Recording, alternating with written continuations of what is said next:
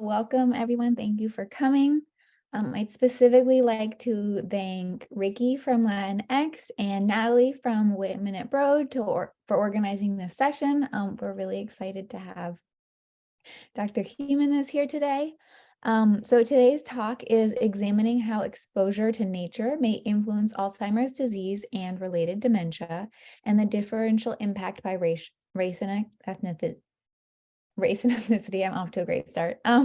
So today's guest speaker is Dr. Marcia Jimenez, who is an assistant professor at the Department of Epidemiology at the Boston University School of Public Health. She has a multidisciplinary research portfolio that includes spatial epidemiology, life course analysis, health disparities, cardiovascular disease, and aging, specifically geographic contextual factors and modifiers of cognitive decline and dementia. Her early work evaluated the relationship between green space and hypertension among adults. More recently, she has extended this to examine mediation analysis between green space and cognitive function. Her current work focuses on novel metrics of green space and the urban environment using deep learning algorithms and Google Street View images to examine the association between the natural environment and Alzheimer's disease and related dementias. She's currently funded through K99 R0 Pathway to Independence Award from the National Institute on Aging, which aims to quantify the role of built and natural environment on cognitive function and Alzheimer's disease risk, evaluating racial and ethnic disparities. So without further ado, Dr. Jimenez, will you start us off? Yeah, thank you very much, Rory, and thank you for inviting me. It's truly a pleasure to be here today. So thank you for joining, and I welcome questions throughout the presentation or also at the end, and questions that do not necessarily have to do with research, but also with life. And, you know, I welcome any type of questions. I actually like the latter a little bit better. So anyways, as Rory mentioned, I'm Marcia Jimenez. I'm an assistant professor at the Department of Epidemiology at BU. And today I'll be talking about examining how exposure to nature may influence Alzheimer's disease and related dementia, with a focus on the differential impact by race and ethnicity. So this is just a brief outline. I'll be starting with background, some of my early life research. I'll move on to later life research, then future directions, and I'll end with some conclusions. So I always like to start about talking a little bit about how I got here. Throughout my life, I have witnessed the power of science to understanding population health, which I regard as the most powerful indicator of social equality in a population. And it all started while growing up in Mexico City, where I studied actuarial science for my bachelor's degree at the National University in Mexico, and I found a love for mathematics. I later moved to Belgium, to a small city called Leuven, to pursue a master's degree in statistics, where I compared the efficacy of hypertension treatments using multi-level models. But along these years, I really was looking to apply mathematics and statistics to population problems. So when I came to Boston, I first did a master's in sociology, and I studied the impact of acculturation on cardiovascular risk among Puerto Rican adults. But it was really until my time at Providence in Rhode Island, at Brown University, that I found my place in epidemiologic research, where I could discuss with brilliant faculty and students on statistics, social determinants of health, chronic disease, and causal inference. Thus, for my doctoral work, I used geographic information systems, or GIS, and multi-level analysis to study longitudinal associations of social and natural environment with cardiometabolic risk. And I mainly wanted to show you this life trajectory to emphasize that throughout my life, I have witnessed the direct impact of the place where we live on our health and well-being.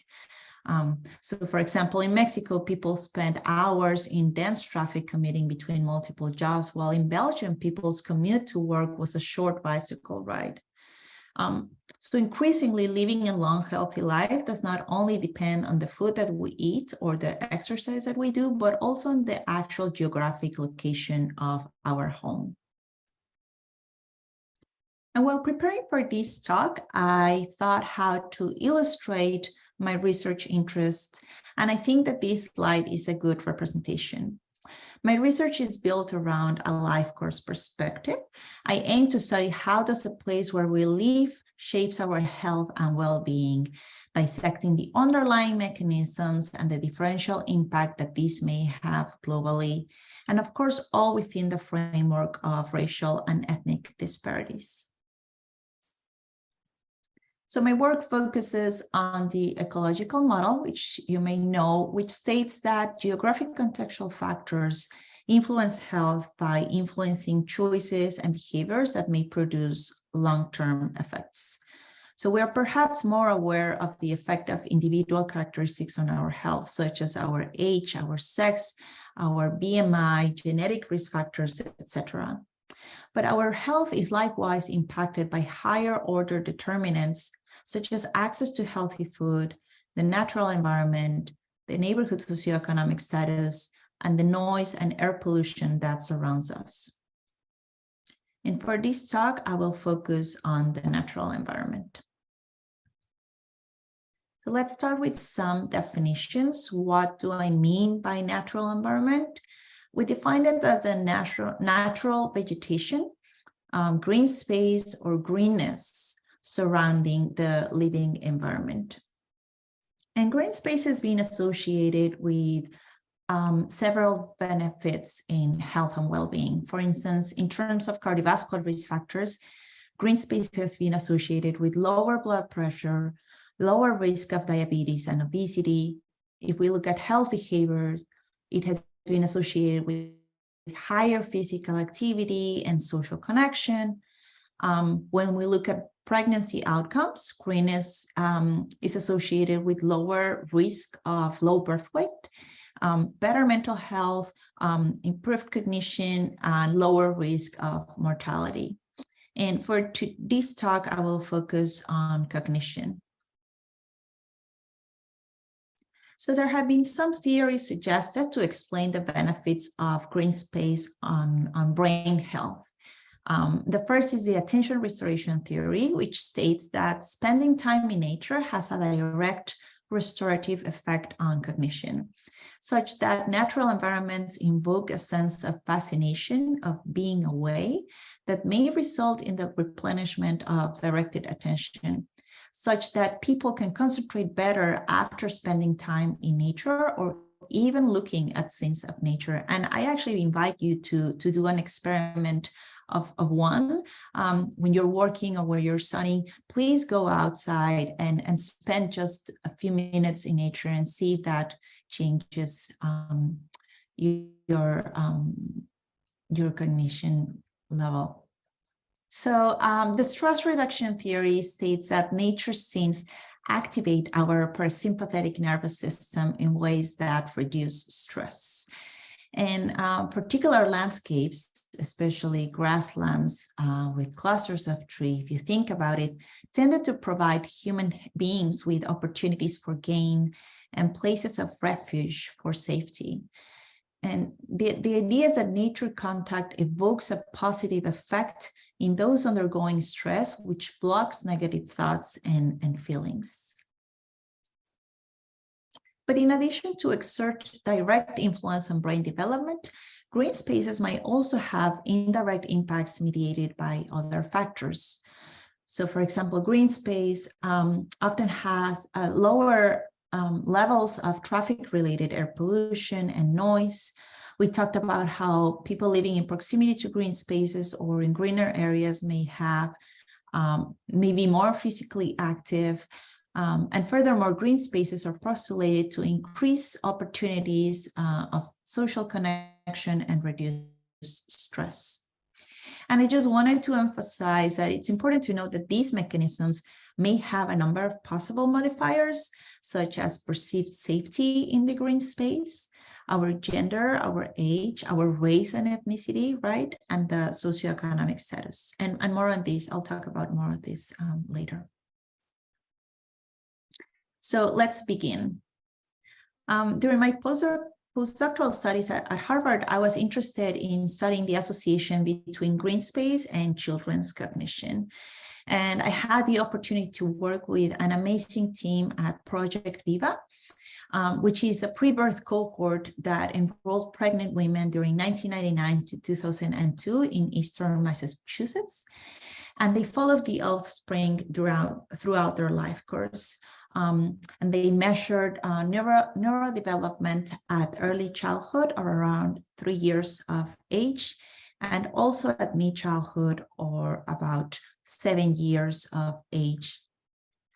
And the metrics that we used to assess neurodevelopment were the Kaufman Brief Intelligence Test, the Visual Motor Subtest of the VMA, and the Visual Memory Index of the Wide Range Assessment of Memory and Learning.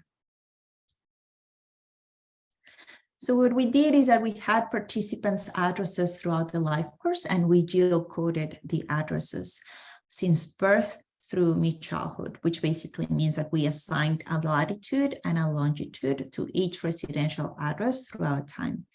And this map shows the distribution of the geographic locations of Viva participants. And then we link these geocoded addresses to satellite data on vegetation. We used the Normalized Different Vegetation Index, or NDVI, which is a Landsat, a satellite-based metric of greenness. So what happens is that leaves absorb solar radiation in the visible photosynthetically active wavelength, and they also scatter solar radiation in the near infrared wavelength to avoid overheating. So NDVI is actually a ratio of the near infrared to visible light, and it provides a nice objective measure of vegetation quantity. So for this study, we used data from the Landsat satellite, a 30-meter resolution from 1999 to 2010. And the result is that we had time-varying mean NDVI values surrounding participants' residential addresses. So to walk through how this is done is that we have a geocoded address of a participant, and then we overlay the raster of NDVI, and we assign the value of NDVI to the participant based on the pixel that their home is in. And because of the longitudinal nature of the data, we were able to examine both cross-sectional and longitudinal associations. So cross-sectional, is when we have the exposure and the outcome at the same time point. So for instance, here would be line C1, which we had greenness at early childhood and cognition at early childhood. And a longitudinal association would be when we have the exposure at an earlier time point and the outcome at a later time point. For instance, line L1, which is dashed, where we had greenness at birth and then cognition at early childhood. So I'm going to go straight to the results. We created measures of green space at the birth address, which in this slide is the first column, and then the early childhood address, which is the second column, and the mid-childhood address, which is the third column. And we had 4 cognitive scores at mid-childhood: verbal and nonverbal intelligence, visual motor abilities, and visual memory. And I'm just presenting results for 2 of them due to time constraints, but please, I'm happy to talk about the others too. And just a reminder that the aim was to examine associations of early life greenness exposure with mid-childhood cognition. We had about 2,000 children in this study, and we used generalized additive models and natural splines to evaluate deviations from linearity for associations with all cognition measurements. And we adjusted for sex, age, maternal characteristics such as IQ, education, and race and ethnicity, father's education, household socioeconomic status, and neighborhood neighborhood socioeconomic status. And as you can see, in general, we observed positive relationships, which means that higher greenness was associated with higher cognition. But the take home here is that we didn't see anything based on the birth exposure, so the first column, or the mid-childhood exposure, so the third column. But we did see that more green space at the early childhood address was associated with improved nonverbal intelligence and visual memory, suggesting that the time window of exposure may be important for early cognition.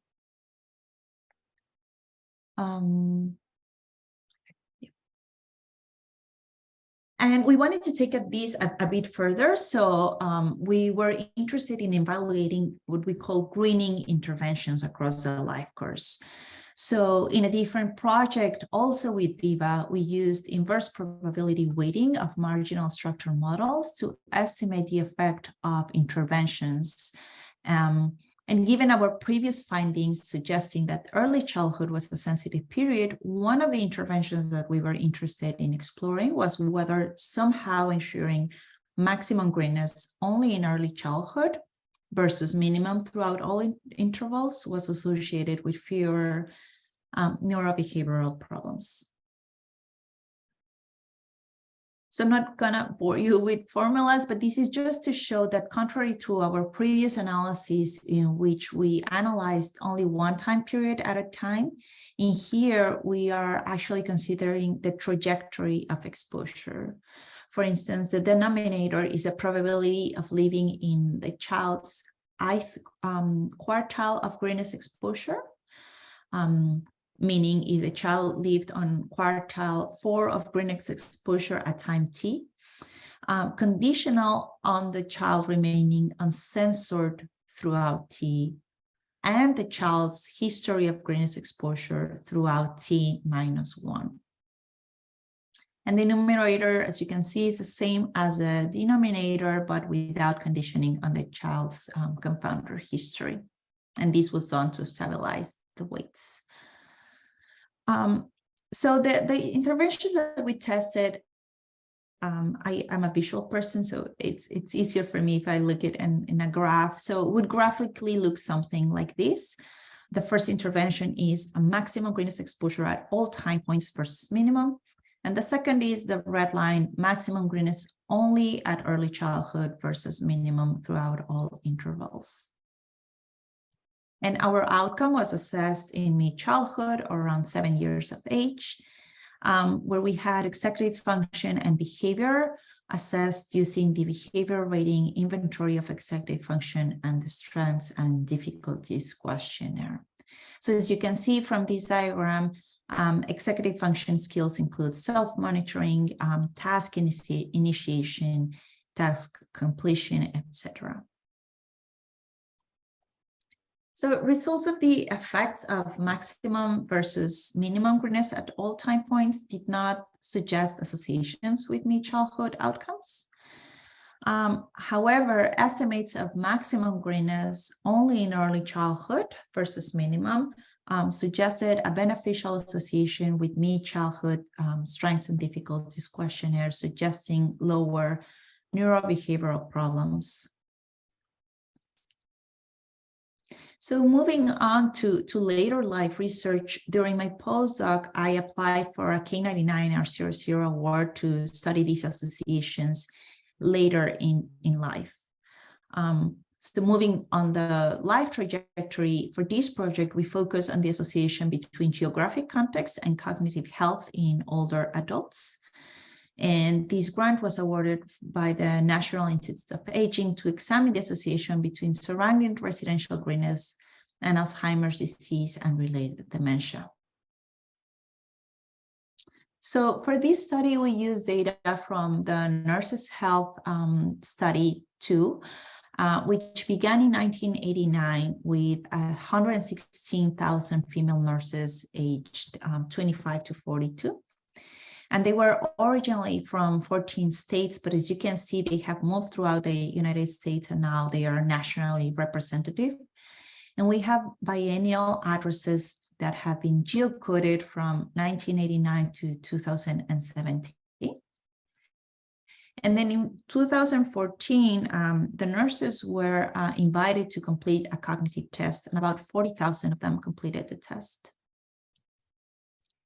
So again, for our exposure, we used greenness measured as NDVI, and we again used Landsat satellite data at a 30-meter resolution from 2013. So we had the mean NDVI values surrounded participants' residential address.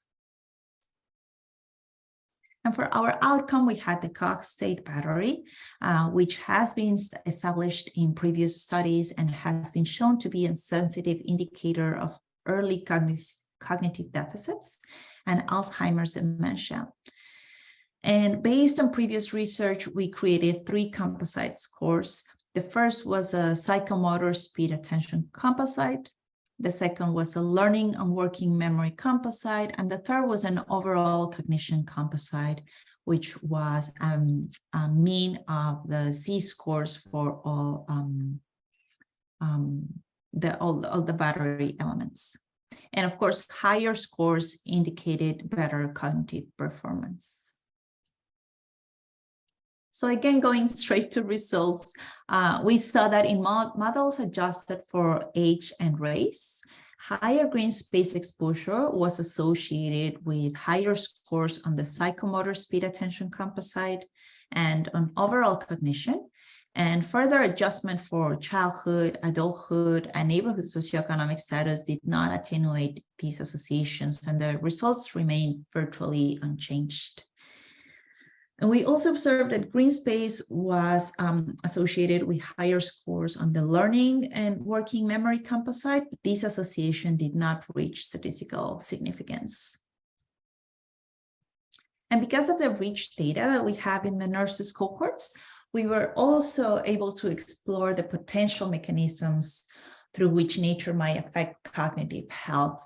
So we conducted a mediation analysis where we saw that physical activity and air pollution actually did not explain much of the association between greenness and cognition. But interestingly, we observed that depression explained about 6% of the greenness and cognition relationship. And I just wanted to take a minute to talk about the null association that we saw between green space and learning and working memory. And this was actually in accordance with a recent study that examined the association between green space and MRI measures in older adults. And the authors found that living in neighborhoods with more green space was not associated with left or right hippocampal volume, which, as you know, is responsible for memory and learning. So basically, in line with previous research, our study suggested that differing associations between green space and cognition based on the cognitive domain explained. So some strengths are that this was a large nationwide prospective study, and then we had repeated measures of cognition. We also had a rich covariate assessment. However, some limitations were that we did not have information about the quality of nature exposure, whether these were parks or forests, or whether these were overgrown vacant lots. We also only had female nurses who were primarily white, which limited the generalizability of our results. So I hope that up to now, I have made the case that there is evidence that suggests that green space is beneficially associated with cognitive function across different stages of life. However, most of the research has been done on white populations, and the literature on green space has also been limited by coarse measures of exposure from satellite images that take a bird's eye perspective and cannot identify specific features that might drive health outcomes. So this is where the future directions of my research come in. So I want to understand contextual determinants of dementia in racially and ethnically diverse individuals. And as the elderly population grows, it will become more racially and ethnically diverse. The percentage of Hispanic older adults is projected to grow from 24% in 2020 to 45% in 2060.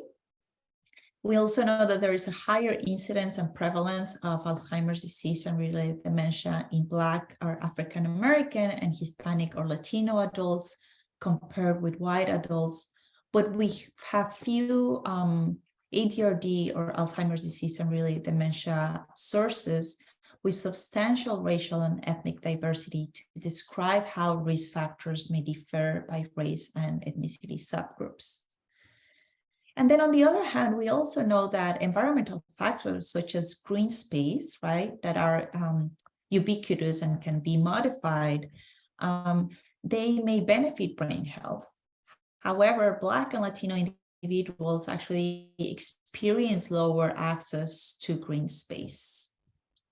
So with this in mind, we know that green space has been associated with decreased physical inactivity, depression, and hypertension. And specifically, we know that a large proportion of neurodegenerative diseases and related cognitive decline can be attributed precisely to physical inactivity, depression, and hypertension. However, little research has been devoted to investigate the direct impact of green space on ADRD. And as I mentioned, the incidence differs by race and ethnicity. And also Hispanics tend to be younger at the time of diagnosis compared to whites. Now, we also don't know enough about the mediating roles of risk factors. And finally, we need to understand green space in the context of other geographic exposures, right? We're not only exposed to one factor at a time, so we need to incorporate air pollutants, noise, built environment, and social environment. So these are actually the aims of my ROO award from the NIA, and I'm using data from the multi-ethnic study of atherosclerosis, or MESA, which is a diverse cohort of older adults, and the results for these are ongoing. So on the other hand, what I want to talk about is that as technology advances, we have new tools that can help inform our research question. Google Street Views allows us to measure our geographic context as we experience it. And it can be combined with time-varying nationwide street-level imagery to estimate personalized exposure metrics in prospective studies. Also, advances in deep learning algorithms have enabled us to make sense of what is in any image in any location at a rapid scale, so that we go from our top-down satellite approach to something like this. I am using deep learning algorithms to identify specific features of nature down to the pixel level using Google Street Views. We are using the PSPNet algorithm that can predict, for instance, whether a given pixel is a tree or grass or a flower with up to 90% accuracy. And the most direct connection between individuals and their environment is best represented by ground-based measures. But few studies have been able to incorporate exposure information from this perspective. And we're doing this for the full country, but this is an example for Massachusetts. So to link this data, we create a grid of points every 100 meters. And then we pull the closest images to each grid point from 2007, where when Google Street Views started, to 2020. And this is just a small video so that you can see how the images are updated every year.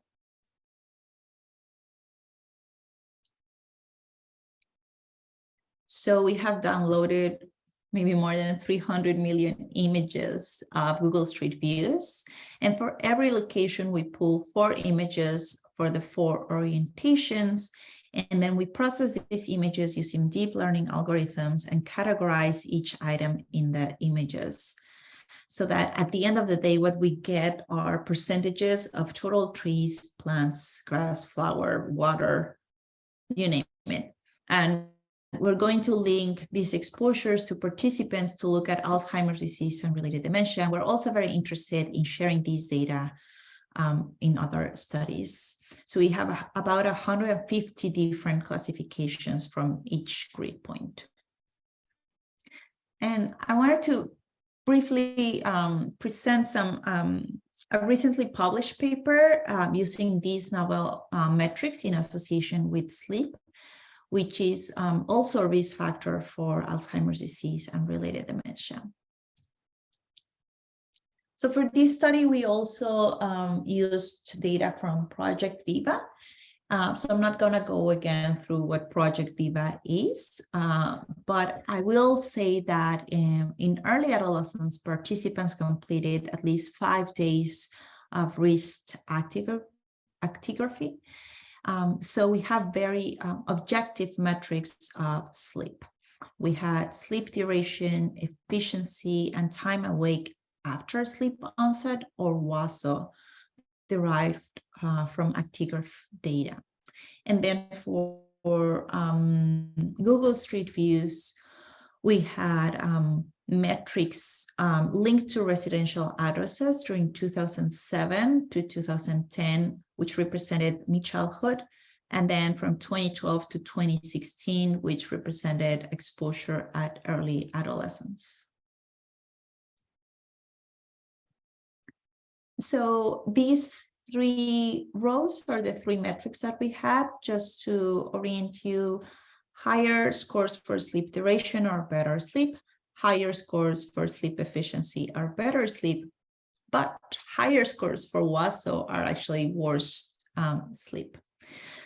So we evaluated associations with percentage of tree and percentage of grass, and also compared our results to NDVI, which you can see at the last column. And then all green space is just an average of tree, grass, and I believe flowers too. So overall results suggested that green space and specific features of green space were not associated with sleep among adolescents in Project Viva, except that higher percentage of grass at mid-childhood was associated with higher WASO, thus worse sleep. So when we stratify by neighborhood socioeconomic status, we also observed beneficial associations for neighborhoods with high socioeconomic status, but unfavorable associations with neighborhoods with a low socioeconomic status. So in neighborhoods with low socioeconomic status, we observed that higher percentage of grass was associated with lower sleep efficiency and higher WASO scores. So the observed association, I want to talk briefly about this because it was a bit puzzling to me. The observed association between percentage of grass and insufficient sleep in neighborhoods with low socioeconomic status may be related to the differing health effects depending on vegetation types. That could be one way, right? A recent systematic review on green space quality and health found that health benefits were more consistently observed in areas with greater tree canopy, but not grassland. And a reason may be due to their foliage, trees have the capacity to intercept airborne pollutants and buffer against traffic noise, which whereas grass might not convey the same range and levels of benefit. Another reason for this is that a systematic review actually on green space and health equity reported that parks in neighborhoods with different socioeconomic status might have differing qualities. So for instance, parks in low socioeconomic status neighborhoods tend to have lower maintenance than parks in more privileged communities. So that might be what we're picking up. We also stratified by race and ethnicity, and we observed beneficial associations for Black participants. And research has actually shown that racial minorities experience a greater burden of environmental features, just as we talked about, such as higher exposure to air pollution, neighborhood disorder, lower social cohesion, more crime, and less exposure to green space. Racial and ethnic minorities also have a higher prevalence of insufficient sleep, poor sleep quality, and unrecognized sleep disorders. So if the hypothesis that unhealthy sleep patterns among minorities contribute to racial and ethnic health disparities, if this hypothesis holds, then that would suggest that ameliorating environmental features, such as green space, across racial and ethnic groups could potentially improve overall population health. So I just want to end up with some notes. The goal end of my research is, of course, to inform urban public health interventions to optimize healthy aging and help design healthy cities. And I seek to reveal relevant pathways through which the built environment may influence health. I am also very interested in solving the problem of consistency in epidemiologic studies.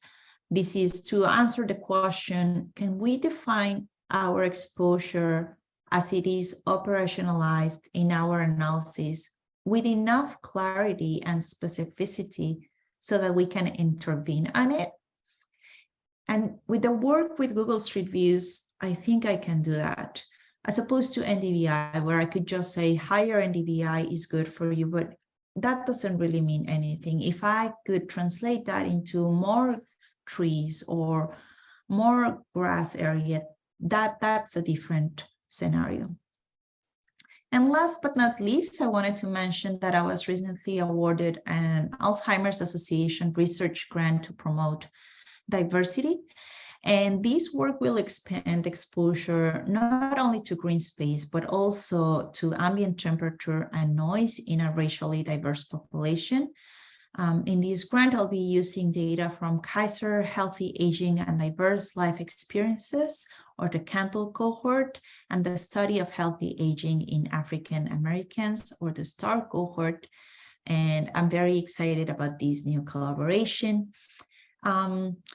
And the idea is that I will be able to test whether older adults who experience supportive environments in their daily life, meaning high exposure to green space and low noise exposure and ambient temperature, will have better cognitive function, slower cognitive decline, and better neuroimaging markers of brain aging. And I think with that, I just want to acknowledge my collaborators, Peter James, Brent Cole, Francine Layden, Jamie Hart, Perry Heistad, Ezra Swell, Emily Oken, Anna Diaz-Rue, Jennifer Weeb, Greg Valenius, Paola Gil-Sanz, Jen Manley, and Maria Klimer.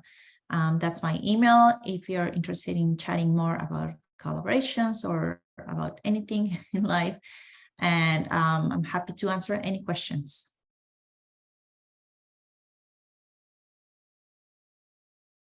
Thank you, Dr. Jimenez. That was a really impressive talk, really a wide breadth that you covered today. So I'd like to invite our attendees to please ask any questions you have for Dr. Jimenez in the Q&A section of the Zoom webinar. And while we're kind of waiting for attendee questions to come in, I'll start with some pre-prepared questions that people asked before the talk. So the first actually relates to the COVID-19 pandemic and asks, how has the pandemic changed your research? In your studies, have you noticed that people are getting less access to the green space or more? And specifically relating to your early childhood work, what about when school was remote? So if you could have any comments about how the pandemic has potentially impacted access to green space in your work. Yes, I would like to start with a personal story, actually.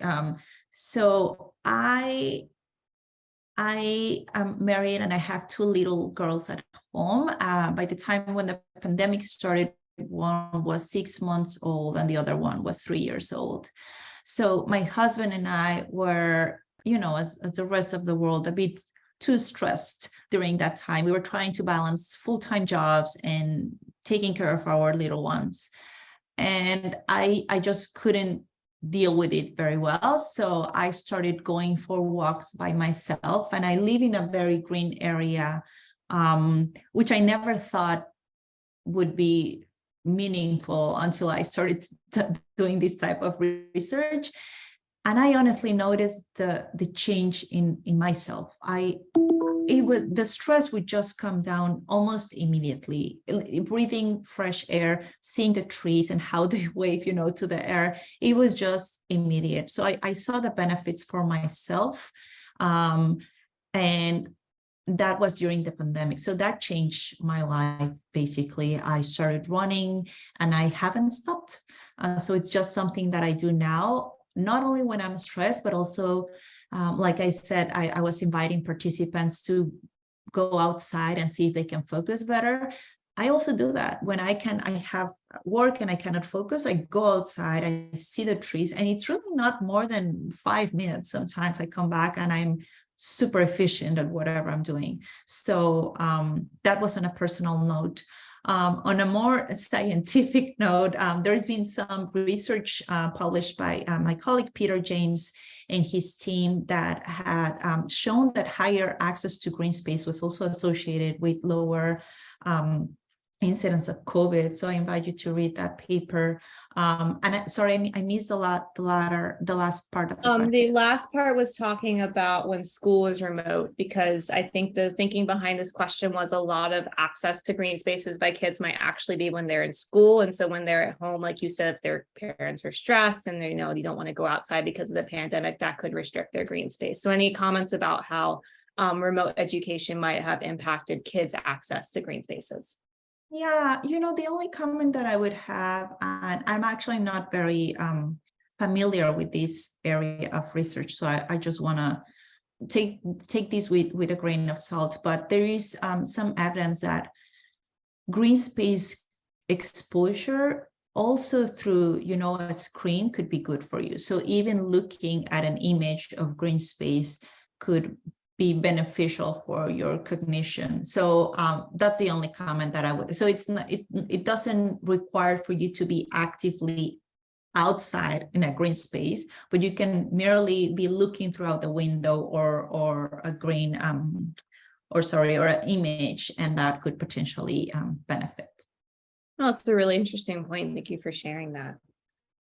So I guess kind of another question we have is about the actual definitions of green space. So I think you got into this a little bit in your talk where you were kind of separating like grass and trees and things like that. But how do we sort of do a better job of defining green space, right? Is it the type that matters? Is it just being close to something, being able to look out a window, right? So do you have any sort of thoughts on, how can we better define green space given your work?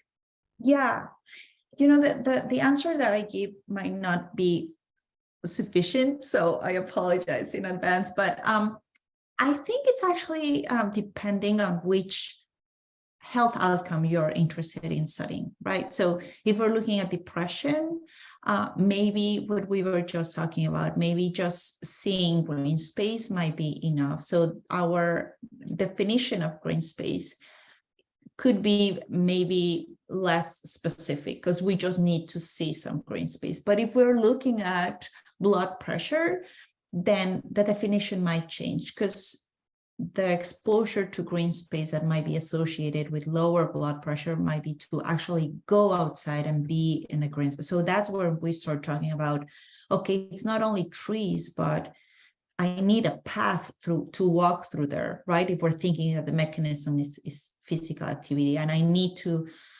maybe some grassland. So it really depends on what health outcome you're interested in. I don't think we have gotten there yet. I think we are moving forward with Google Street Views and deep learning algorithms, but it's actually very early still.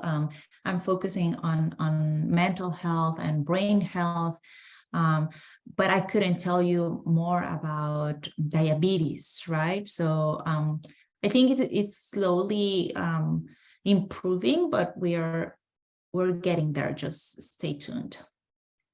That sounds really exciting. Yeah, it sounds like, it's not really like a one size fits all sort of thing, right? It's like different applications need different sorts of green spaces. And I think a lot of the work you showed today really helps to support that view.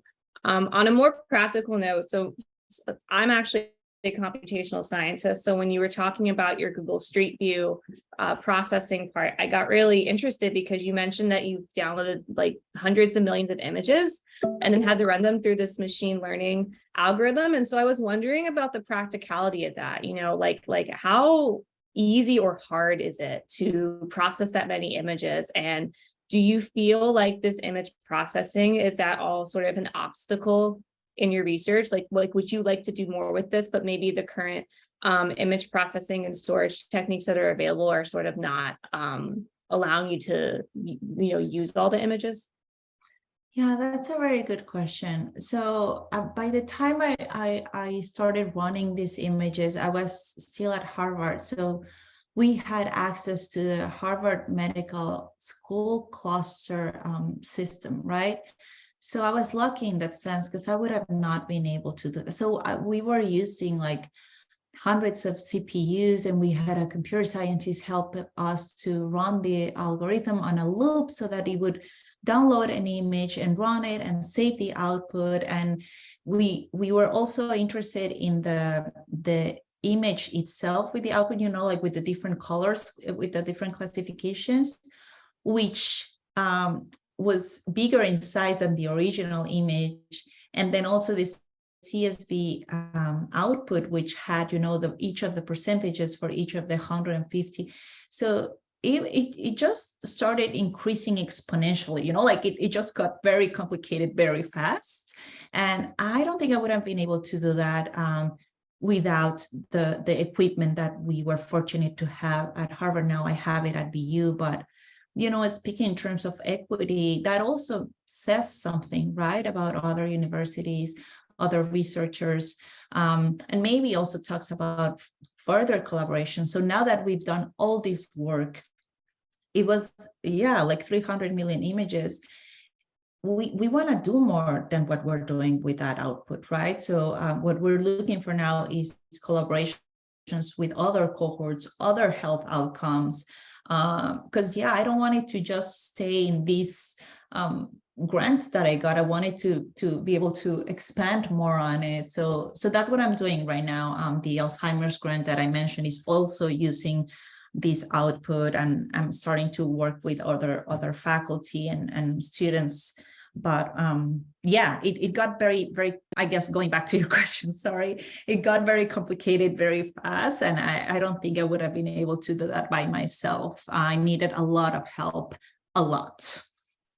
Yeah, that's really understandable. And I appreciate your comments about equity, because it's true, not everybody has the resources to do this. And that's what makes this kind of work so difficult, is when you are working with people who might not have the same access as you.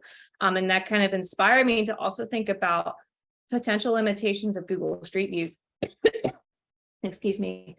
So I know that in the United States that, Google Street Views is really well mapped. It's updated every year. But I was wondering, like, worldwide, is the Google Street View quality, sort of the same between countries, or are there sort of gaps where, maybe the data aren't, updated every year, maybe they don't exist at all, maybe the quality isn't as good. So I was wondering if you have any insights about how applicable Google Street View would be on like a worldwide scale. Yeah, that's a very good question. And I want to start by saying that even within the United States, it was not updated every year. So I don't know if you saw that video that I showed.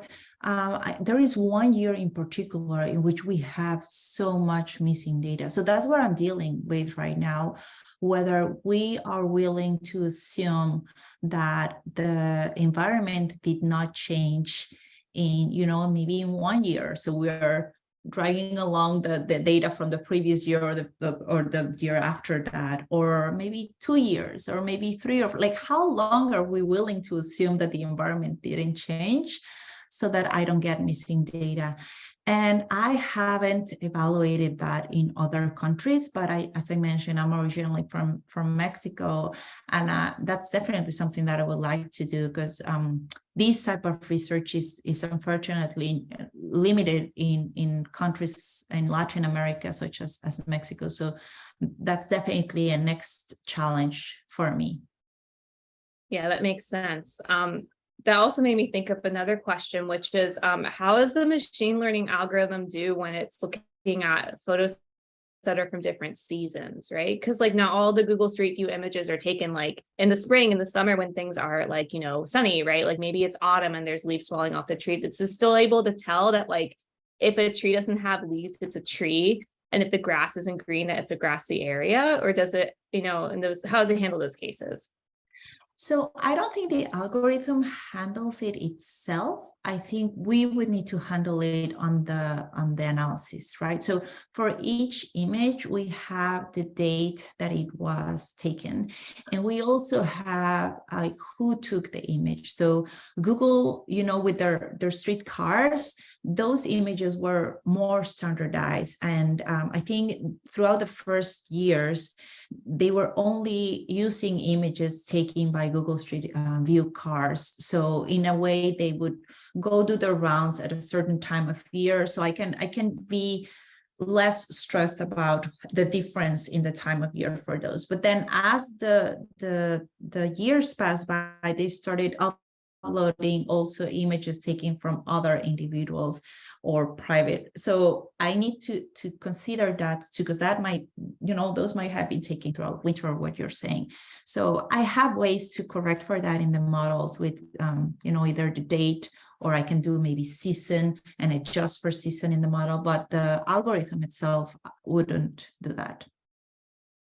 And so someone from the audience has actually a question about seasonal affective disorder. So have you looked at all about how seasonal affective disorder maybe plays a part in green spaces, kind of, you know, coming from this conversation, right? Like if you walk outside in the winter and the trees are dead and dying and there's no grass on the ground, does that have a different impact than if you walk outside in the summer and everything's bright and sunny and green and, you know, a little bit more positive maybe? Yeah. So I'll answer with NDVI, because, you know, with Google Street Views, we haven't gotten that far yet. But with NDVI, what we do normally is that we take the measure of NDVI in the summer for our main findings. And the reasoning behind that is we would have the widest variability for NDVI during the summer. So that's what we report as, you know, table 2, table 3 in our manuscript. But we also add sensitivity analysis in which we have an annual average of NDVI, or, you know, the maximum NDVI or the minimum NDVI.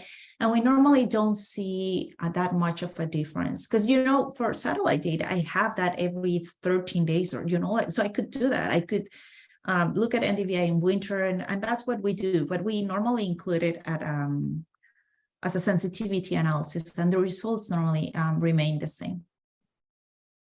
I see.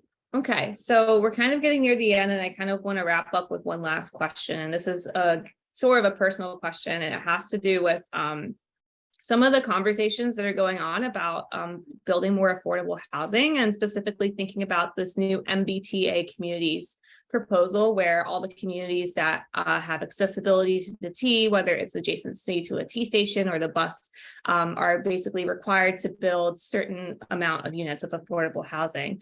And so in some of the communities, like the one I'm in Arlington, they're doing some, you know, some sort of community surveys and things like that about, you know, where should these housing communities be?